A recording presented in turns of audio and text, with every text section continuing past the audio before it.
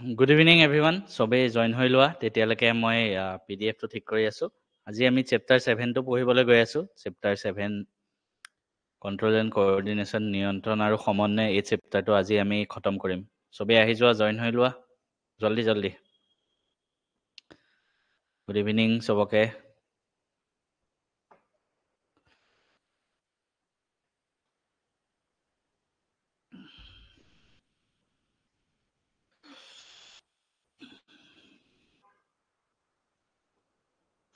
Good evening.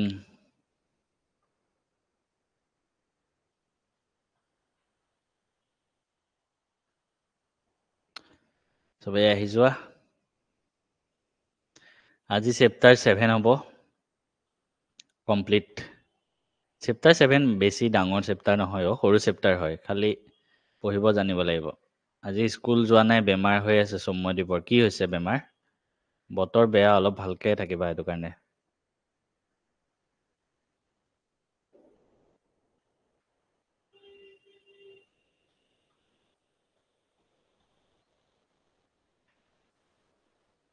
Control and coordination আজি সব join হৈ লোৱা। আমি 1 মিনিটত ষ্টাৰ্ট কৰি আছো আৰু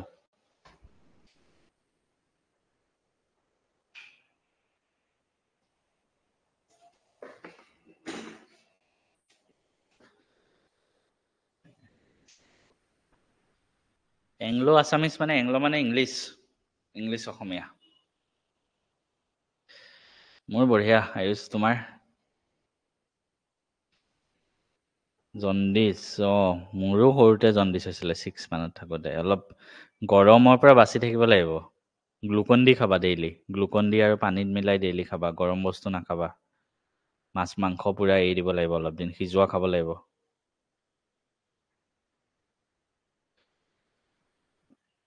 হাফ ইয়াৰলিত এইটো চেপ্টাৰ আহিব। য়েছ। তো আহা আমি ষ্টাৰ্ট কৰোঁ। বেছি ডাঙৰ চেপ্টাৰ নহয় এইটো, আৰু এইটো খালি বায়'লজি মুখস্থ কৰা বস্তুহে। নোটছটো তোমালোকে ভালকৈ চাই ল'বা ভিডিঅ'টো শেষ হোৱাৰ পিছত, ক্লাছটো শেষ হোৱাৰ পিছত। মানে বেছি দীঘল চেপ্টাৰো নহয়। আজি কিছুমান চব বস্তু আজি নাথাকিবও পাৰে। যিবিলাক এক্সট্ৰা কুৱেশ্যন বা এক্সট্ৰা কিছুমান পইণ্ট থাকিব, সেইবিলাক আমি নেক্সট ক্লাছটোত আমি ডিছকাছ কৰি ল'ম। আজি যিমানখিনিলৈকে মই নোটছটো বনালোঁ সেইখিনি থাকিব, আৰু যিমানখিনি এক্সট্ৰা আছে সেইটো আমি নেক্সট যোনটো ছেশ্যন হ'ব তাত যদি এক্সট্ৰা থাকি যায় আমি MCQৰ বাবে তাত আলোচনা কৰিম। আৰু কুৱেশ্যন এনচাৰৰ কাৰণে এটা এক্সট্ৰা ক্লাছ হ'ব, য'ত আমি ইয়াৰ কুৱেশ্যন এনচাৰ গোটেইখিনি আলোচনা কৰিম। তাৰ লগতে ইয়াৰ কুৱেশ্যন এনচাৰৰ PDF খিনিও দিম। ক্লাছটো শেষ হোৱাৰ পিছত নোটছটো পাই যাবা, গতিকে এতিয়া জাষ্ট চাই যোৱা, লিখিব নালাগে এতিয়া। পোনপ্ৰথমে ইন্ট্ৰডাকশ্যন লিখিছোঁ যে এই অধ্যায়টোত আমি কি কি পঢ়িম, এইবিলাক পঢ়ি থকা দৰকাৰ নাই, এইটো পৰীক্ষাত নাহে ইন্ট্ৰডাকশ্যন। আমি পৰীক্ষাত অহা ধৰণৰ পৰাই বস্তুবিলাক সদায় পঢ়োঁ। এক্সট্ৰা কিতাপত এগালমান বস্তু লিখা থাকে, সেইবিলাক আমি নপঢ়োঁ। সেইটো কাৰণে বায়'লজিটো আমাৰ সহজ কৰি পেলাম আমি। আহা, এতিয়া কথা নহয়, আমি পিছত আকৌ ভালকৈ কথা পাতিম। হোৱাই কণ্ট্ৰোল এণ্ড কোঅৰ্ডিনেশ্যন, মানে নিয়ন্ত্ৰণ আৰু সমন্বয় আমাক কিয় লাগে? কেতিয়াবা পৰীক্ষাত সুধিব পাৰে কিয় লাগে। অৰ্গেনিজমছ মানে জীৱবিলাকে respond to environmental changes through movements. ঠিক আছে। এতিয়া নিয়ন্ত্ৰণ আৰু সমন্বয় এটা উদাহৰণ মই তোমালোকক দিছোঁ। নীলা জীৱন দেখিছা?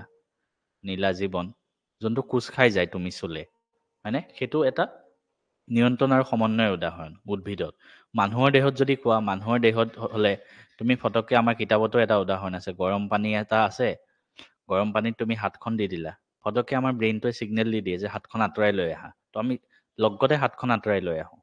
তো সেইটো মানে এটা নিয়ন্ত্ৰণ আৰু সমন্বয় এটা উদাহৰণ। আমাৰ ব্ৰেইনটোৱে কণ্ট্ৰল কৰি আছে। তো আমাৰ দেহত নাৰ্ভাছ ছিষ্টেম থাকে। নাৰ্ভাছ মানে স্নায়ুতন্ত্ৰ, অসমীয়াত কোৱা হয় স্নায়ুতন্ত্ৰ। এই স্নায়ুতন্ত্ৰ আমাৰ যোনটো চেণ্ট্ৰেল নাৰ্ভাছ ছিষ্টেম, মানে আমাৰ স্নায়ুতন্ত্ৰটো মূল কিহেৰে গঠিত হৈছে জানানে? ব্ৰেইনেৰে। ব্ৰেইনৰ কেইবাটাও পাৰ্ট আছে, ঠিক আছে। আমি সেই পাৰ্টকেইটাও আলোচনা কৰিম, কোনটো পাৰ্টৰ কি কাম হয় সেইখিনি আমি এই ক্লাছটোত পঢ়িম। তাৰোপৰি আমাৰ প্ৰাণী দেহত আৰু উদ্ভিদ দেহত কিছুমান হৰমন থাকে। প্ৰত্যেকটো হৰমনেৰে বেলেগ বেলেগ কাম হয়। মই পইণ্ট ৱাইজ লিখি আনিছোঁ কোনটো হৰমনৰ কি কাম, আমি সেইবিলাকো ইয়াতে পঢ়িম। চ' এতিয়া কি কৈছে, আমি বিভিন্ন ধৰণৰ চেঞ্জৰ আমি মুভমেণ্টবিলাক দেখাওঁ, যেনেকৈ cat chasing a mouse or a plant bending towards light. This control action help their survival guided by specialised tissues like nerves and muscles. মই যেনেকৈ ক'লোঁ, আমাৰ যোনটো আমি যিবিলাক কাম কৰোঁ তাৰ কাৰণে আমাক স্নায়ু লাগিব আৰু পেশী লাগিব, মাছল। সেইটো কাৰণে নিয়ন্ত্ৰণ আৰু সমন্বয় দৰকাৰ হয়। এইখিনি কথা অসমীয়াতো লিখা আছে। এতিয়া আমাৰ স্নায়ুতন্ত্ৰ পঢ়িবলৈ যোৱাৰ আগতে ফাৰ্ষ্ট আমাৰ এটা ডায়েগ্ৰাম আছে। মই ডায়েগ্ৰামটো আঁকা নাই। কিয় আঁকা নাই জানানে? তোমালোকে নিজে আঁকিব লাগিব। নহ'লে বহুতে নোটছটো জাষ্ট উলিয়াই থৈ দিয়া, নিজে একো নকৰা। তো ইয়াত তোমালোকে কি ডায়েগ্ৰাম আঁকিবা? ইয়াতে যোনটো তোমালোকৰ নাৰ্ভ ছিষ্টেমৰ ডায়েগ্ৰাম আছে, একচন, আমাৰ স্নায়ুতন্ত্ৰৰ যোনটো ডায়েগ্ৰাম, সেই ডায়েগ্ৰামটো তোমালোকে ইয়াতে আঁকিবা। ঠিক আছে? এনেকে আছিলে ন, এইটো চাইডে, তাৰপিছত এইটো এনেকে আছিলে। এই ডায়েগ্ৰামটো মষ্ট ইম্পৰ্টেণ্ট হয়। এই ডায়েগ্ৰামটো মষ্ট ইম্পৰ্টেণ্ট, বহুতবাৰ পৰীক্ষাত আহিছে আৰু এইবাৰো অহাৰ মানে ফুল চান্স আছে। তো গতিকে যোনটো আমাৰ নাৰ্ভৰ ডায়েগ্ৰামটো, সেইটো তোমালোকে আঁকিবা। ঠিক আছে? এতিয়া নাৰ্ভৰ ডায়েগ্ৰামটোত কি আছে চোৱা। নিউৰনৰ ডায়েগ্ৰাম, য়েছ, নিউৰনৰ চিত্ৰটো আমাক আঁকিব আহে। তো নিউৰনৰ ডায়েগ্ৰামটো আঁকিবা। তাত মেইন পাৰ্ট কি থাকে? এটা থাকে একচন, এটা থাকে ডেনড্ৰাইট। ঠিক আছে? ডেনড্ৰাইটৰ কাম কি? ডেনড্ৰাইটে সংকেতবিলাক গ্ৰহণ কৰে, বেলেগ এটা নিউৰনৰ পৰা সংকেতবিলাক গ্ৰহণ কৰে। আৰু একচনে কি কৰে? সেই সংকেতবিলাক প্ৰেৰণ কৰে। ঠিক আছে? একচনে কমিউনিকেট কৰে। তো ডেনড্ৰাইট আৰু একচন, তাৰ মাজত থাকে চেল বডি, মানে কোষদেহ। কোষদেহে সংকেতবিলাক প্ৰক্ৰিয়াকৰণ কৰে, প্ৰচেছ কৰে ছিগনেলবিলাক। তো প্ৰত্যেকটোৰে 3টা কাম আছে বেলেগ বেলেগ। ডেনড্ৰাইট, চেল বডি আৰু একচন। ডেনড্ৰাইটে ৰিচিভ কৰিলে, তাৰপিছত প্ৰচেছ কৰিব ছিগনেলটো চেল বডিয়ে, কোষদেহে, আৰু একচনে সেইটো ট্ৰেন্সমিট কৰি নেক্সট স্নায়ু কোষটোলৈ দি দিয়ে। এইখিনিতে এটা ইম্পৰ্টেণ্ট পইণ্ট বাৰে বাৰে পৰীক্ষাত আহি থাকে। দুটা নিউৰনৰ মাজত খালী জেগা থাকে, এফালে এটা নিউৰন, এফালে এটা নিউৰন। এই খালী জেগা থাকে, এইটোক কোৱা হয় চাইনেপছ। মনত ৰাখিবা। ঠিক আছে? কি বুলি কোৱা হয়? চাইনেপছ। মনত ৰাখি ল'বা তোমালোকে। কেনেকৈ আমাৰ দেহত সংকেতবিলাক পৰিবহণ হয়, সেইটো ইমান বেছি ইম্পৰ্টেণ্ট নহয়, হ'লেও মই লিখি দিছোঁ।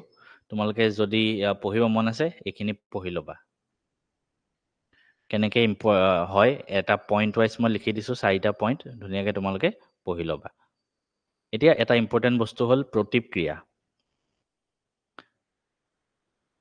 প্ৰতিক্ৰিয়া কি হয়? প্ৰতিক্ৰিয়া মানে ৰিফ্লেক্স একশ্যন। মই অলপ আগত যেনেকৈ ক'লোঁ, আমি যদি গৰম পানীত হাতটো লগাই উঠাই দিওঁ, সেইটো প্ৰতিক্ৰিয়া বুলি কয়। প্ৰতিক্ৰিয়া হৈছে কি? হঠাৎ আপোনা আপুনি বা স্বয়ংক্ৰিয় প্ৰতিক্ৰিয়া, যিটো চিন্তা ভাৱনা নোহোৱাকৈ ঘটে। যেনেকৈ গৰম পাত্ৰ ধৰিলে হাতখন টানি অনা, বা পোহৰত চকুটো তৎক্ষণাত জাপ খোৱা, এইবিলাকক প্ৰতিক্ৰিয়া বোলে।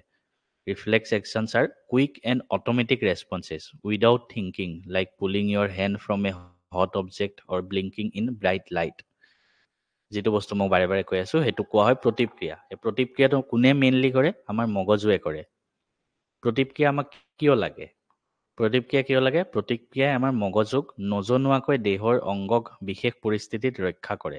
ই অতি ক্ষীপ্ৰ আৰু আকস্মিক। ঠিক আছে? আমাৰ মগজুটো ৰক্ষা কৰি দিয়ে। দেহৰ বিশেষ অংগবিলাকক ৰক্ষা কৰে মানে প্ৰতিক্ৰিয়াই, মগজুক নজনোৱাকৈ। সেইটো কাৰণে লাগে। ঠিক আছে?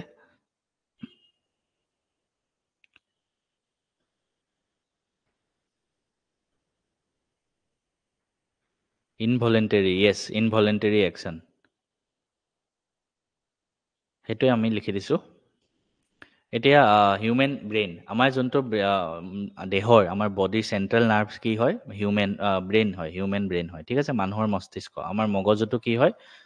The brain and spinal cord, মানুহৰ মস্তিষ্ক আৰু স্নায়ুৰ ৰজ্জু, এই দুটা লগ লাগি আমাৰ কেন্দ্ৰীয় স্নায়ুতন্ত্ৰ গঠিত হৈছে। ই গোটেই দেহৰ কাৰ্য নিয়ন্ত্ৰণ কৰে। ব্ৰেইনটোৱে মেইন মানুহৰ। ঠিক আছে? তোমালোকৰ দুটামান কুৱেশ্যন চাই লওঁ, কিবা কোনোবাই কৈছা যদি চাওঁ। দিব্য, আমাৰ স্কুলত PWৰ পৰা NSCT কৰিছিলে স্কলাৰশ্বিপ। আচ্ছা, এতিয়াৰ পৰা 80+ পাব পাৰিমনে পঢ়িলে? ৰূপমে সুধিছে। কিয় নোৱাৰিবা? এতিয়া বহুত টাইম আছে, আৰামত পাব পাৰিবা। কষ্ট কৰা, পাৰিবা। দীক্ষু, কালি যে মই হোমৱৰ্কখিনি কৰিছিলোঁ, চালেনে? এইটো মই একেবাৰে চোৱা নাই। সেইকেইটা তোমাৰ একে ফাৰ্ষ্ট ক্লাছৰ হোমৱৰ্ক আছিলে। এতিয়া দিলে কেনেকৈ হ'ব কোৱাচোন? তেতিয়াই চোৱা আছিলে, যোনে যোনে দিছিলে মই চাইছিলোঁ। ফাৰ্ষ্ট একেবাৰে চেপ্টাৰ 2, 3 সেই একেটা দিছে। সময় হ'লে মই চাই দিম দিয়া। হাফ ইয়াৰলি এক্সামৰ কাৰণে এটা ৰুটিন বনাই দিবচোন, শবনমে কৈছে। হ'ব দিয়া, মই এটা ৰুটিন চেষ্টা কৰিম বনাই দিবলৈ। এইটো সপ্তাহত 1 মাহ আছে ন? কোৰ্চৰ ৰিভিউ কিমানজনে দিলে? ৰাজদীপ, মই পাহৰিলোঁ ৰে, 5-6জন মানে দিছিলে চাগে। চোৱা, 100জন মান ষ্টুডেণ্ট আছে, তাৰ 5জন মানে দিছে। হ'ব, চবৰে প্ৰব্লেম থাকে কোৱাত, একো মোৰ প্ৰব্লেম নাই। ৰিভিউটো একো ডাঙৰ কথা নহয়, আমি ভালকৈ পঢ়িলেই হ'ল। মই কাকো বেয়া নাপাওঁ, নিদিলে যে কাৰোবাক বেয়া পাম সেইটো কথা নহয় হা। এতিয়া চোৱা, এইটো কথা হ'ল ই গোটেই দেহৰ কাৰ্য নিয়ন্ত্ৰণ কৰে। আমাৰ ব্ৰেইনৰ কি কি পাৰ্ট থাকে? এটা হৈছে মস্তিষ্ক, ঠিক আছে। মই ডায়েগ্ৰামটো লগাইছিলোঁ, য়েছ। চোৱা, এইখিনি হ'ল মস্তিষ্ক, এই পাৰ্টখিনি এইখিনিলৈকে। বাকী এই মাজৰ যিখিনি অংশ সেইখিনি কোৱা হয় কি? মধ্য মস্তিষ্ক, মাজৰ। আৰু স্নায়ুৰ ৰজ্জু মানে তলৰ, ব্ৰেইনৰ তলত এডাল আমাৰ কৰ্ড থাকে, স্নায়ুৰ ৰজ্জু, ঠিক আছে।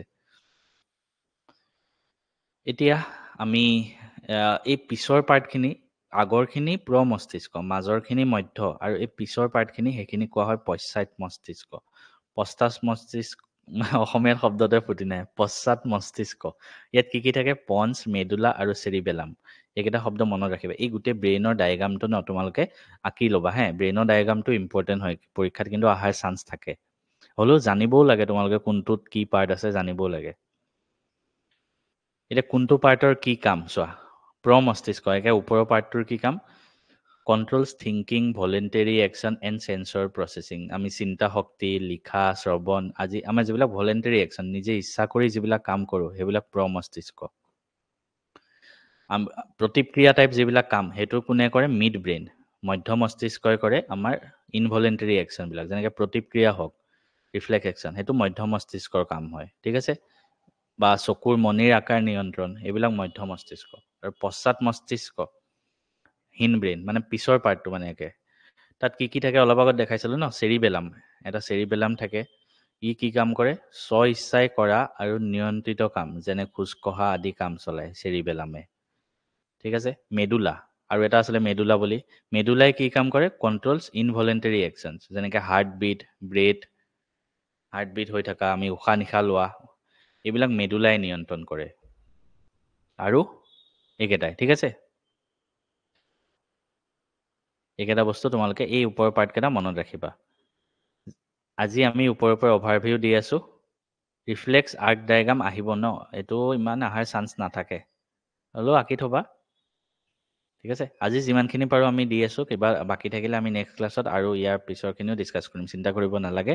আমি আজি ওপৰৰ পৰাই অভাৰভিউ দি চেপ্টাৰটো খতম কৰোঁ। আমি এনেকৈ বায়'লজিটো মই পঢ়াম ভাবিছোঁ, অলপ ইণ্টাৰেষ্টিং টাইপ কৰি, নহ'লে চবেই কামোৰ খাই যায় এগালমান হ'লে এনি টাইম। এতিয়া চোৱা, আমাৰ ব্ৰেইনটো কেনেকৈ সুৰক্ষিত হৈ থাকে সেইটোও কেতিয়াবা আহিব পাৰে। মগজুটো লাওখোলাৰ হাড়েৰে সুৰক্ষিত হৈ থাকে। ইয়াক এটা জুলীয়া পদাৰ্থৰ আৱৰণে জোকাৰণিৰ পৰা সুৰক্ষা দিয়ে। আৰু যোনটো স্পাইনেল কৰ্ড, আমাৰ চেণ্ট্ৰেল নাৰ্ভাছ ছিষ্টেমত দুটাই পাৰ্ট আছে, এটা ব্ৰেইন, এটা স্পাইনেল কৰ্ড, স্নায়ুৰজ্জু আৰু মগজু, ঠিক আছে।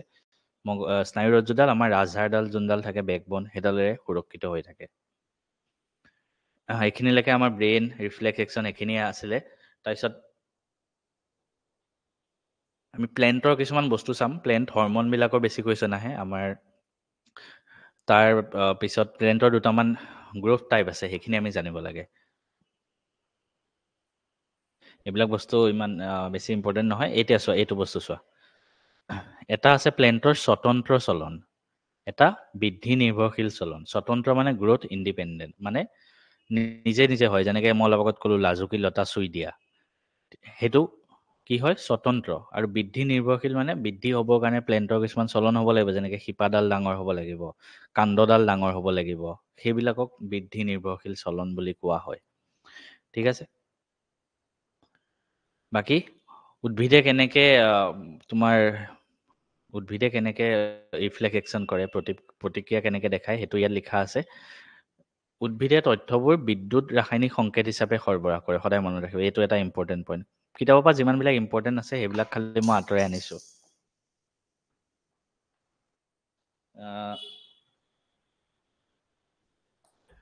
নেক্সট কুৱেশ্যনটোত যাওঁ, নেক্সট টপিকটোত। এক মিনিট ৰখা, এক মিনিট, জাষ্ট গিভ মি 1 মিনিট।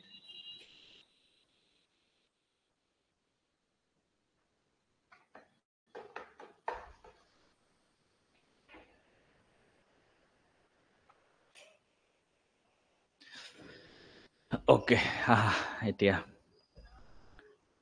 ভলেণ্টাৰী আৰু ইনভলেণ্টাৰী মানে অসমীয়াত কি হয় ক'ব পাৰিব নেকি? ভলেণ্টাৰী মানে তোমাৰ ইচ্ছাকৃতভাৱে হোৱা কাম কাজ, আৰু ইনভলেণ্টাৰী মানে অনিচ্ছাকৃতভাৱে হোৱা। ইয়াৰ পৰা পঢ়িলে হ'বই ন এইখিনি। ইয়াৰ পৰা পঢ়িলে নহ'ব, আৰু অকণমান বস্তু দিম বাৰু, চিন্তা কৰিব নালাগে। নেক্সট ক্লাছত ইয়াৰ বাকীখিনি দিম, খালি মই যিখিনি পঢ়াওঁ সেইখিনি পঢ়িলেই হ'ব, চিন্তা কৰিব নালাগে।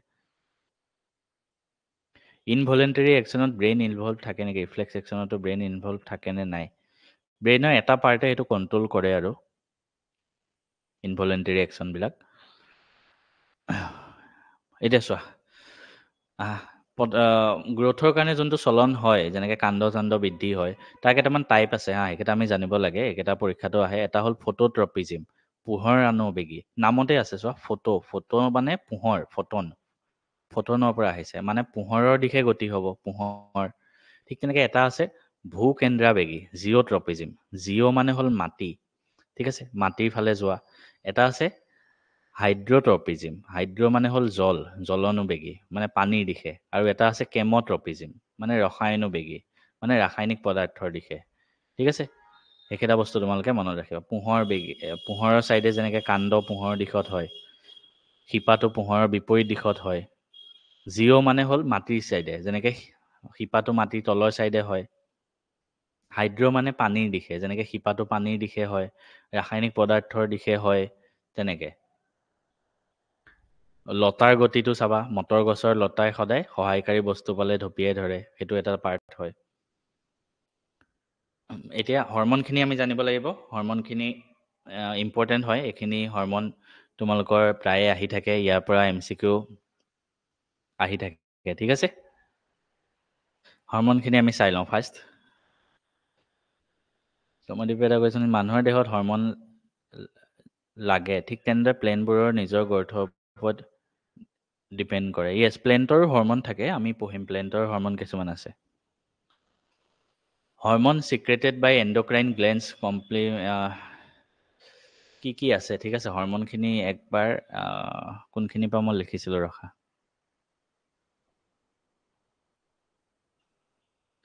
ফাৰ্ষ্ট এড্ৰিলেনিল গ্ৰন্থি, ঠিক আছে।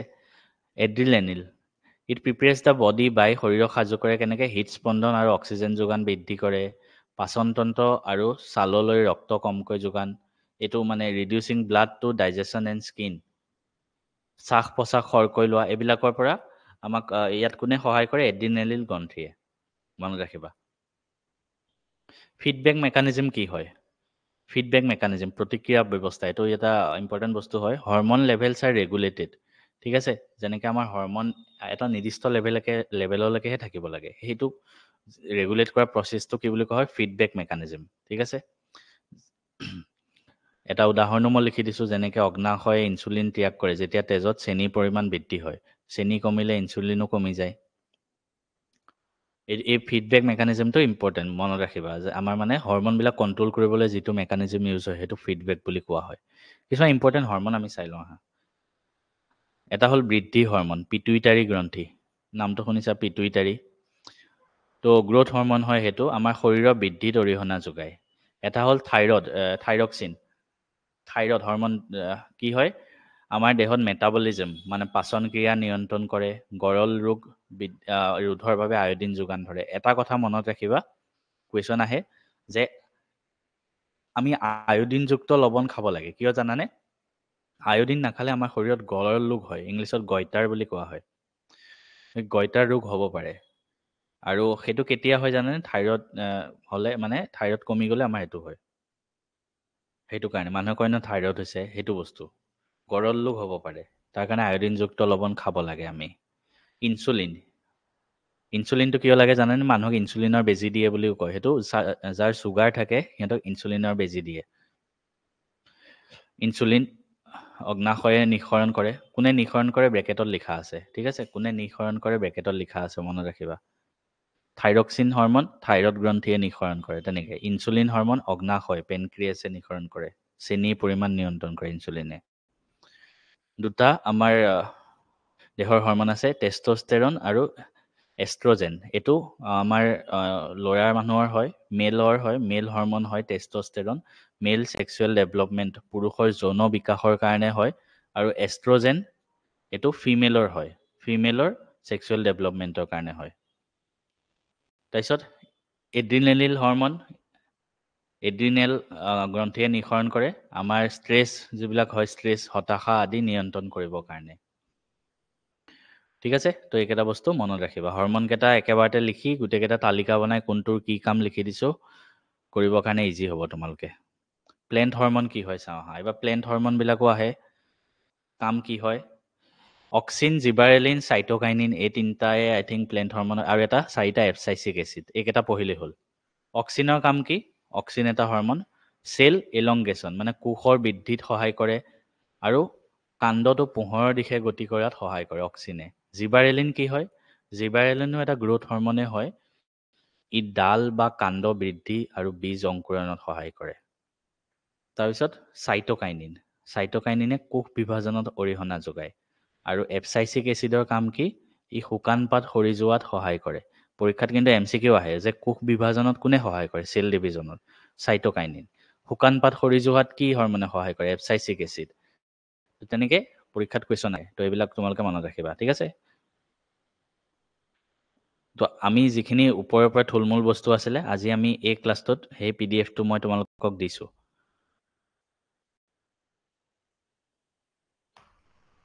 ঠিক আছে,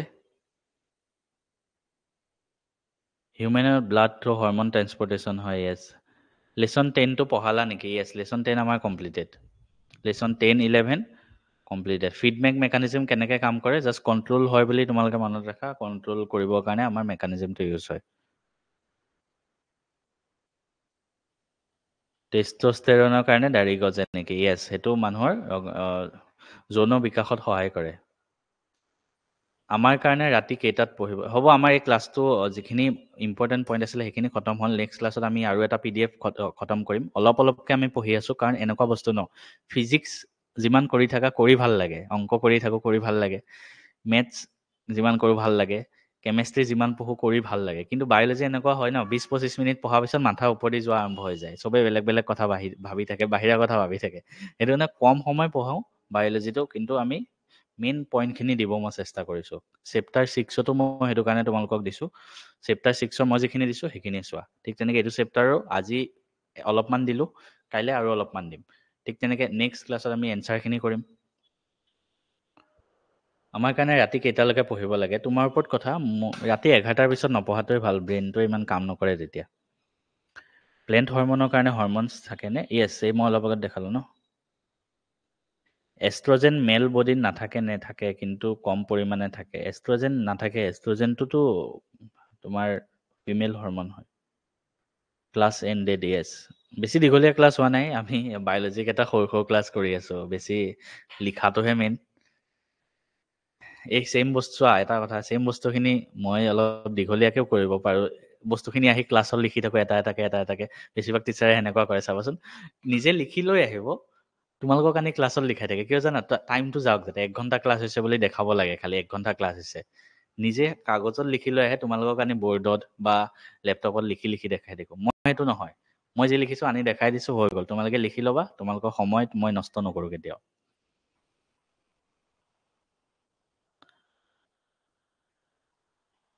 নেক্সট ফিজিক্সৰ চেপ্টাৰ কৰিব নেকি? আমি বায়'লজি ধৰিছোঁ মানে বায়'লজি খতম কৰিহে দিম, তাৰপিছত ফিজিক্স আকৌ। ফিজিক্সৰ আমাৰ 12 আৰু 13 চেপ্টাৰ বাকী আছে, বিদ্যুৎ আৰু মেগনেটিজম। বঢ়িয়া চেপ্টাৰ হয়, আমি ধুনীয়াকৈ পঢ়িম।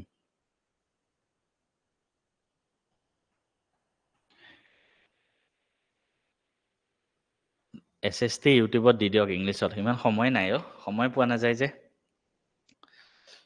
সময় পোৱা নাযায়, এইটো কাৰণে। নেক্সট চেপ্টাৰ, ইয়াৰ পিছৰ চেপ্টাৰটো হ'ব চেপ্টাৰ 8, তাৰপিছত চেপ্টাৰ 9 বায়'লজি খতম কৰিম আমি। এইটো মাহত খতম কৰা টাৰ্গেট কৰিছোঁ মই। তেতিয়া ছেপ্টেম্বৰ মাহত 12, 13 খতম হৈ যাব, আৰু বাকী 2টা চেপ্টাৰ থাকিব এই পিছৰ, সেইকেইটা সৰু সৰু হয়, 2টা নে 3টা, সেইকেইটা এসপ্তাহ 10 দিনত খতম হৈ যাব। ইলেক্ট্ৰিচিটি ইউটিউবৰ পৰা পঢ়িলোঁ আপোনাৰ চেনেলত। য়েছ, ইউটিউবত মই বহুত ধুনীয়াকৈ দিয়া আছে ইলেক্ট্ৰিচিটি, হ'লেও তোমালোকক পঢ়াই দিম বাৰু, চিন্তা কৰিব নালাগে। আপোনাৰ চশমাযোৰ ব্লু স্ক্ৰীণ হয় নেকি? Yes, blue screen. Any time laptop, দিনত কম্পিউটাৰ চাই থাকিব লাগে ন। বায়'লজি মোৰ ফেভৰেট অনুৰাগ বাহ বঢ়িয়া মই বহুত বেয়া পাওঁ দেই মক টেষ্ট ৰিজাল্ট দিব ঠিক আছে নেক্সট এদিন দিম ছ'চিয়েল কোৰ্চ লৈছোঁ ভিতৰৰ কুৱেশ্যন দিয়া নাই দিয়া মই ভিতৰৰ কুৱেশ্যন নিজে কৰিবা কুৱেশ্যন বেংক আছে নিজে কৰি ল'বা লং কুৱেশ্যনখিনি দিছোঁ আৰু মানে NCERT চব কুৱেশ্যন দিছোঁ আৰু ভিতৰৰ ইমান টাইম পোৱা হ'লেতো মই মানে এনি টাইম দি থাকিব পাৰিলোঁ হয় চব বস্তু কোনোবাই কল কৰিছে